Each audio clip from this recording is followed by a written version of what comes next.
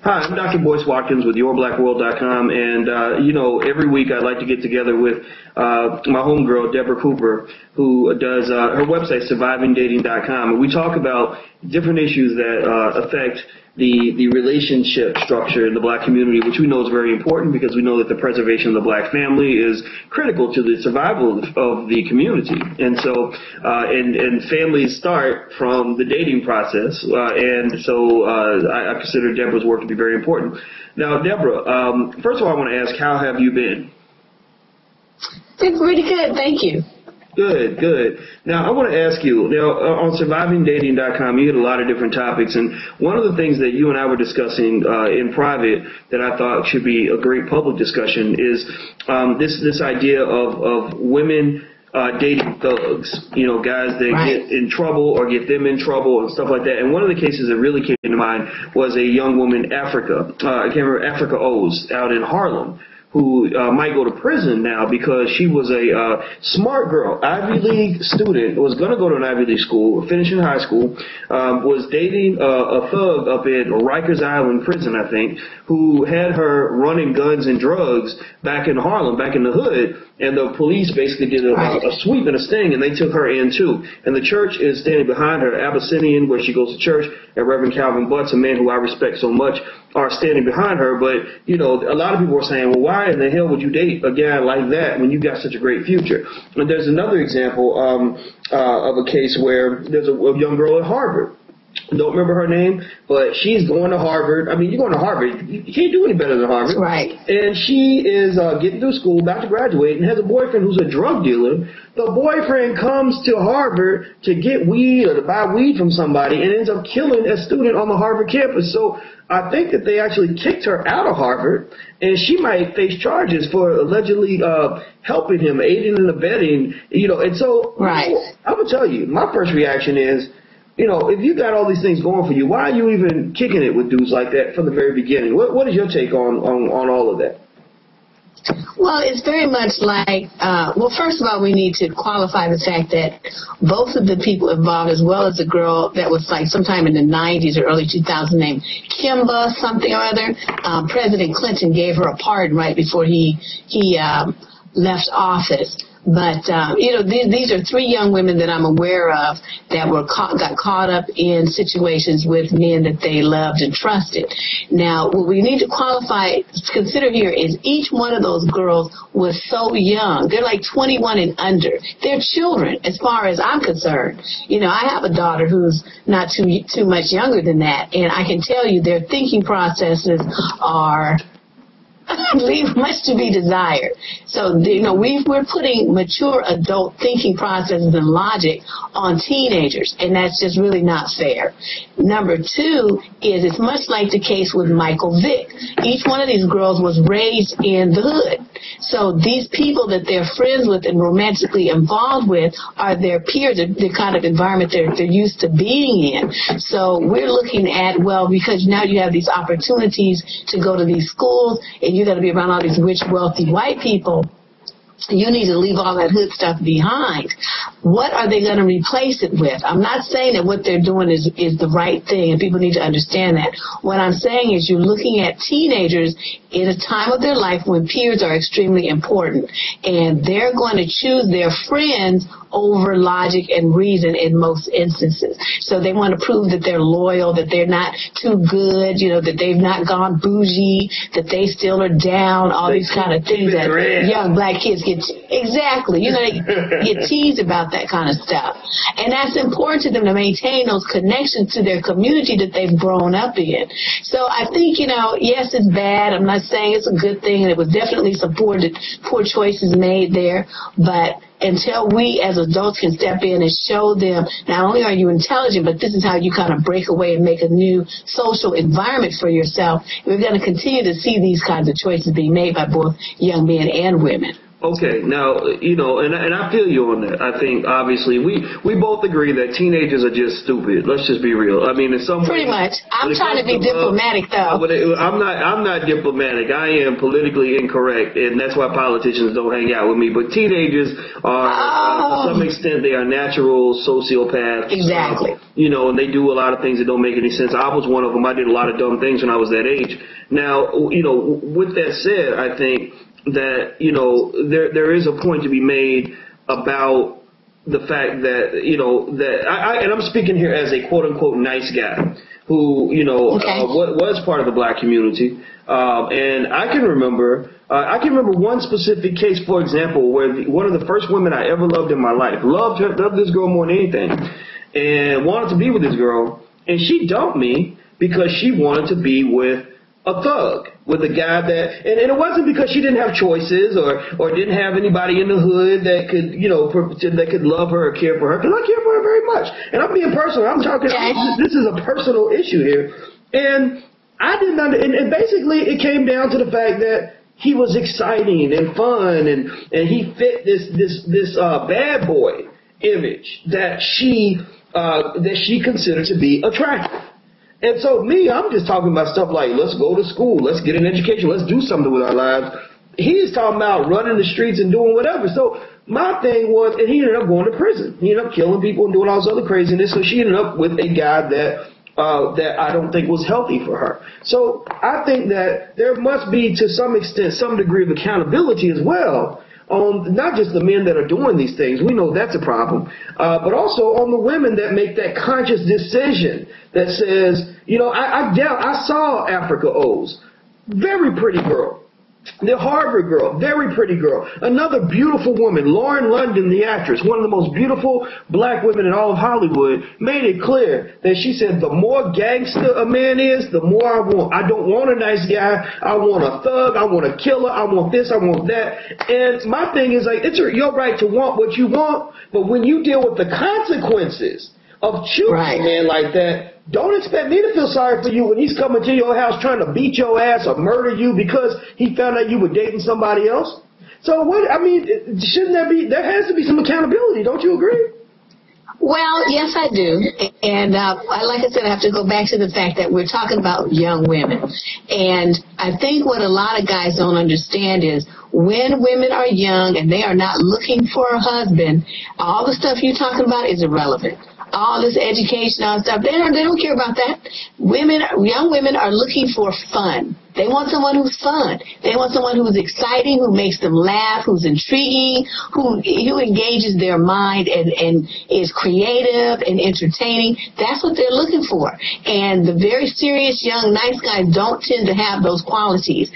Even when they get a little older and they start going out to nightclubs and things, you'll see the more nice guys hanging back. They're fearful. You can see their Adam's apple as they gulp and they look at the beautiful women and, they talk themselves out of it because they're like, oh, she's probably high maintenance. She probably got 10 men. She don't really want me. So they feed themselves all these negative messages instead of approaching. And that's what women are looking for. They want you to be the man and approach them. The nice guys will hang back every single time, where the more, what the guys call thugged out dudes, but really I think they're just more confident guys will come and they will approach the woman. So there's this real disconnect, I think. I hear this only in the black community, that women want thugs, with the exclusion of Lauren London. That's a silly comment, but women want a guy who approaches them and who is energetic, entertaining, and fun. And the guys who are the risk takers tend to be the more, as we call them, thugged out guys. But they are the risk takers, and they will take chances that the nice guys won't take.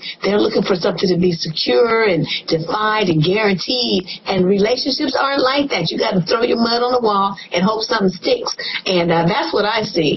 And also, the other thing that really drives me crazy is the young guys don't tend to have a real passion for anything. The good guys, they are kind of middle of the road. They're trying to please everyone, and they don't want to really stand out too much. So they tend to be very emotionalist, kind of I don't know, that's why women say they're boring, because they're like the same all the time. And you want to see someone show some passion for you, for something that they're involved in, something in their life, in the way they talk, in the way, something, show some passion. They don't have any. So it's like, it turns a woman off. We look for somebody who makes our juices flow, and the young dudes don't, the little good guys don't do that. Well, they don't do it. Well, I'm going to tell you, I believe that Africa O's and women like that could find men that have passion, who are also nice guys, who are productive guys. Just because you want a guy who's got confidence and energy and passion, that don't mean you got to date Lil Wayne. And so when you got these women that look at a guy like that, Lil Wayne is a walking death wish.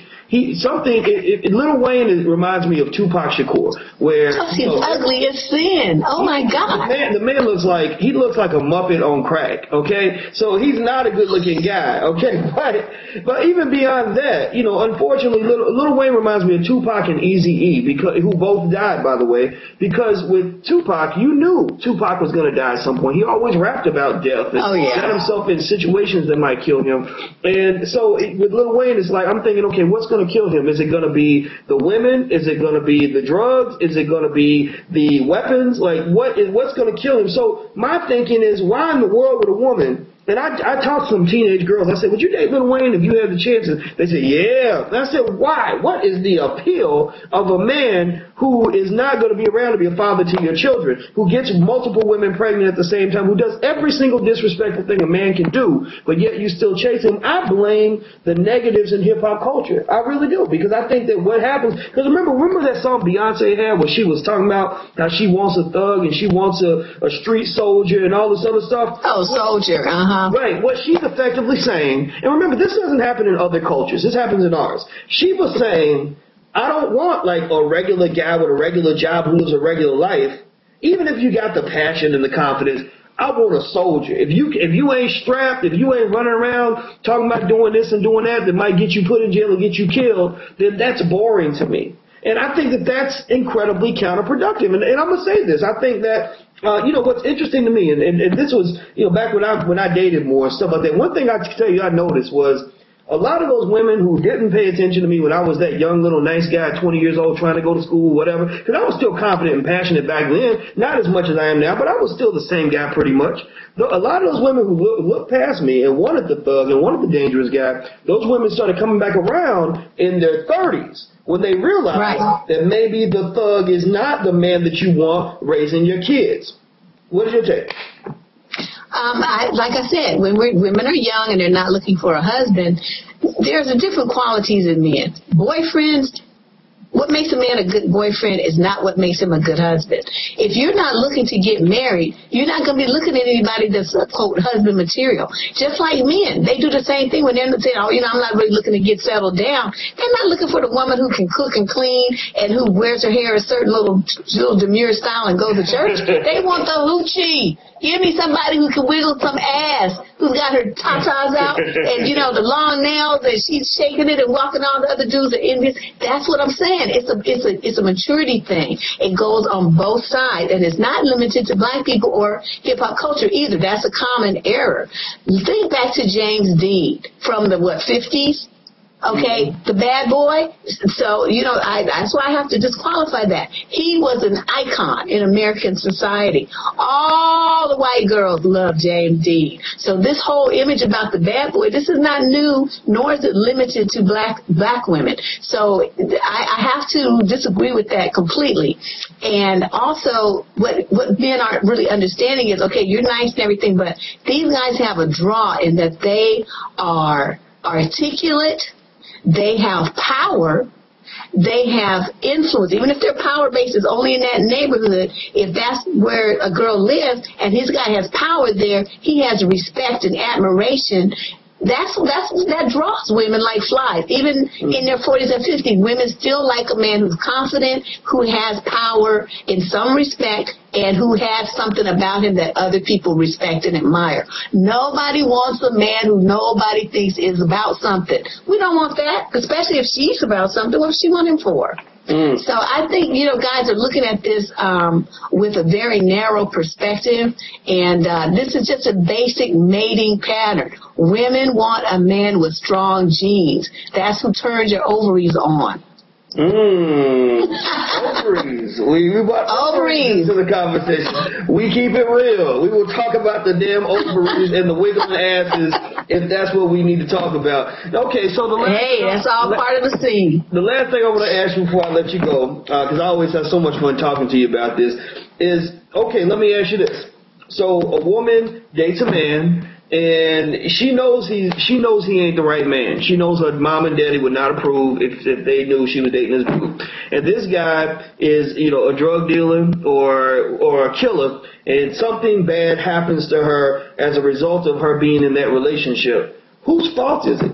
How much accountability does she have? And I'll tell you quickly why I'm asking you that question, because I'll never forget Oprah Winfrey on one of her shows when she talked about her experience with drugs. And she mentions that a man got her into drugs. And she says, I realized I wasn't addicted to the drug, I was addicted to the man. So to some extent, I feel like that was a little bit of a cop-out because she was putting that all on the man. But my thinking is, you make the decision to do what you're going to do. You make the decision to be with that person. You make the decision to remain loyal to that person in spite of what's going on around you. So to me, if a man marries a woman that eventually takes all his money or does horrible things to him because he passed up a good woman in the process, I hold him accountable. Shouldn't the same standard apply for women as well?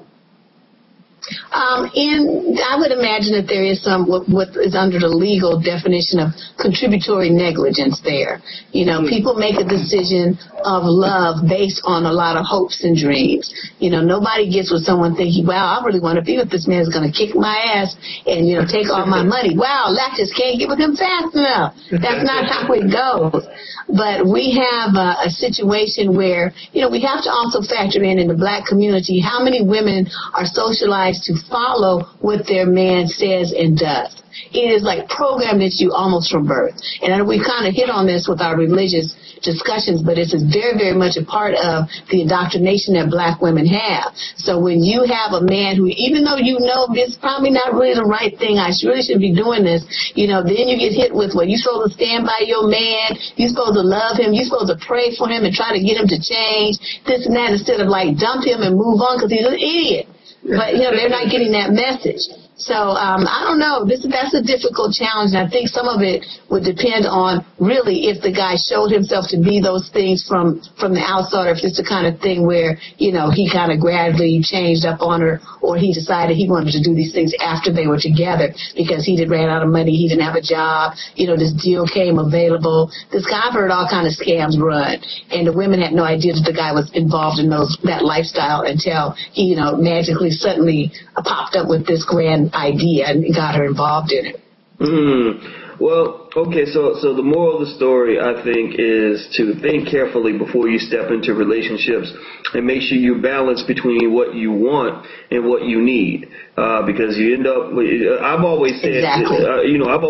I've always believed that life is a journey of love, and the truth is that the person you choose to spend your life with is probably one of the most important decisions you'll ever make. It can make you or break you in so many ways. So I hope we're in agreement on that. All right. Well, I respect. We definitely are. Good. Well, I respect your opinion. I need yours. And I love talking to you. And your website is survivingdating.com, right? Yes, survivingdating.com. It's a lot of information and data there, articles for single adults. All right. And give me the name of your book. I love the name of your book. The book it's a dating guide for what I call modern singles. It's called Sucker Free Love, How to Avoid Dating the Dumb, the Deceitful, the Dastardly, the Dysfunctional, and the Deranged. Well, in other words, don't be trying to holler at Lil Wayne. All right, well, no. Thank you. Well, thank you guys for checking us out, and thank you, Deborah. It's a pleasure as always, and I'll talk to you again next week, okay? Okay, peace out. All right, peace.